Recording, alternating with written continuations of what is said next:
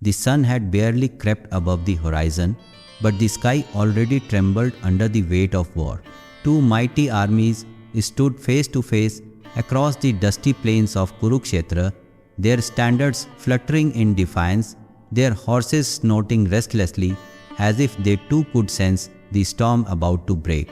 In the Kaurava camp, Duryodhana stood at the edge of a tall embankment, staring at the Pandava army arranged in an impenetrable phalanx. His heart pounded not from excitement but fear. He clenched his fist, but the sweat would not stop. This wasn't how a warrior king should feel. Bhishma stood a few paces behind him, tall and still like a mountain. His white beard danced in the soft wind, and his aged but powerful arms rested on the hilt of his great sword. "My king," Bhishma said gently, "your breath is shallow." Duryodhana didn't turn around. "I see Arjuna," he said, pointing toward the distant chariot bearing Hanuman on its flag, "and Bhima and Yudhishthira, so many great warriors, all ready to die for a cause they believe in." Bhishma remained silent. The king turned now, his eyes wide. "Am I wrong to be nervous, Pitama? Their army is huge, so many warriors I cannot match, even with all our power. Am I a coward?" Bhishma's smile was calm, but there was a flicker of fire in his eyes. "No, child. You are human, but you are also a king. The army looks to your eyes for strength, and if they see doubt, then they will fall like leaves in a storm." Duryodhana swallowed hard. I fear the storm, Pitama." Bhishma nodded. "Then let me roar." Bhishma walked toward the center of the Kaurava lines. Soldiers turned and parted for him as though the sea itself gave way. No one questioned the path of the man who once battled Parashuram himself to a standstill. He was more than a warrior, he was a symbol, a living mountain. He raised his hand, and silence swept through the Kaurava army like a wave. Chariots halted, horses stopped neighing. Even the wind seemed to bow in reverence. He looked up, as if speaking to the gods themselves. "I was born to the Ganga and trained by the gods. I took the vow of celibacy for my father's happiness, and I have lived for truth, for duty, and for honor." He turned to the sea of faces, generals, kings, and foot soldiers alike. "Today, we stand not just for land or kingdom," he declared, "but for our pledge, for loyalty, and for our legacy." A murmur of pride rippled through the ranks. "I, Bhishma, the son of Shantanu, swear upon my blood, I will stand until the last breath in my body defends you, O King Duryodhana. No warrior shall cross me and live." The soldiers broke into a cheer. Duryodhana's chest swelled with breath. His fear, though still crouching in a corner of his mind, was slowly shrinking under the light of Bhishma's resolve. Bhishma placed his hand on Duryodhana's shoulder. "Now watch," he whispered. "Watch how a lion prepares for battle." Bhishma stepped up onto his chariot, clad in armor that shimmered like silver fire under the rising sunday. The horses pawed the ground with eagerness, sensing the ferocity of the moment. He looked across the field toward the Pandava side. He could see the white chariot of Arjuna, the poised figure of Krishna, and the calm precision of Yudhishthira. Behind them, an ocean of archers, spearmen, mace wielders, a true tide of war. And yet, Bhishma did not tremble. He reached down, lifting the great conch shell, Pondra. Its body was broad and heavy, carved with the symbols of Indra and Agni. The last time he had blown it, 20 kings had surrendered without a fight. Duryodhana watched, his mouth open. Bhishma closed his eyes for a moment, drawing breath not just into his lungs but into his soul.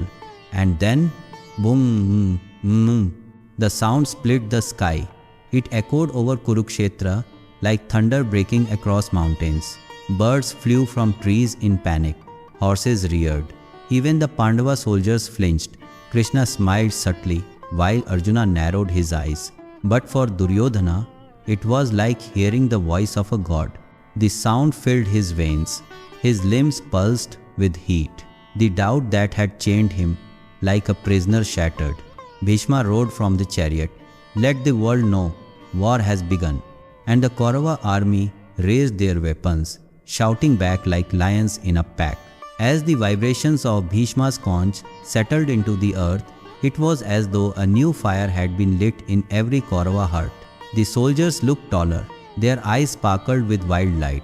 Duryodhana walked through the ranks now, no longer afraid. His steps were firm, his voice was strong. He clapped his men on their shoulders. "You heard our grandsire," he cried. "We do not fall today. We rise, we conquer." The commanders, Dronacharya, Kripa, Shalya, nodded in agreement. Even Karna, though still on the side, smiled faintly at the strength being born in the moment. Bhishma stood tall in his chariot, his eyes scanning the Pandava lines. On the other side, Krishna whispered to Arjuna. That was not just a sound, Partha. That was Bhishma's soul reminding the world who he is. Arjuna nodded. He is fire, and we must be the storm. But for Duryodhana, that echo was everything. He now believed the impossible could be conquered. The thought of defeat had been replaced by the hunger of glory. Bhishma had not just blown a conch, he had shattered despair. Evening fell like a curtain of tension. Neither army had made the first move. The sun bled red across the horizon, turning the battlefield into a painting of rage. But inside the Kaurava camp, a new silence held everyone. Not the silence of fear, the silence of focus. Weapons were sharpened, armor was checked, final prayers were whispered. Duryodhana sat by the sacred fire, and Bhishma came beside him. "Are you ready now, my king?" Bhishma asked. Duryodhana looked up. His voice was calm. "Yes, Pitama. I feel like I've been born again." Your roar, it didn't just shake the air, it shook me. Bhishma smiled. That was its purpose. I will fight, not out of fear, but to uphold my path. Then my roar was worth it. They sat for a while in silence. Suddenly, a soldier ran up to them. Scouts report that Krishna is preparing Arjuna's chariot. They'll move at dawn. Bhishma stood. Then we shall be waiting, with swords drawn and hearts steady. At the break of dawn, Kurukshetra turned into a poem of violence. Drums beat like thunder. Arrows filled the skies. Elephants charged. Swords clanged. Bhishma led the charge like a comet. He fought with the power of 100 warriors. His eyes burned.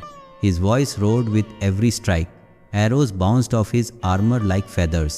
And yet, he always kept an eye on Duryodhana. He fought not just for honor, but to keep the courage alive in the king who had once trembled. Duryodhana fought too, braver than ever before. He roared his own war cry now, emboldened by the memory of Bhishma's conch. As the battle raged, and men fell like leaves in fire, the roar of the grandsire remained etched in the air long after the sound itself had faded. Because it wasn't just a sound, it was a declaration that even in the face of destiny, courage could still roar louder.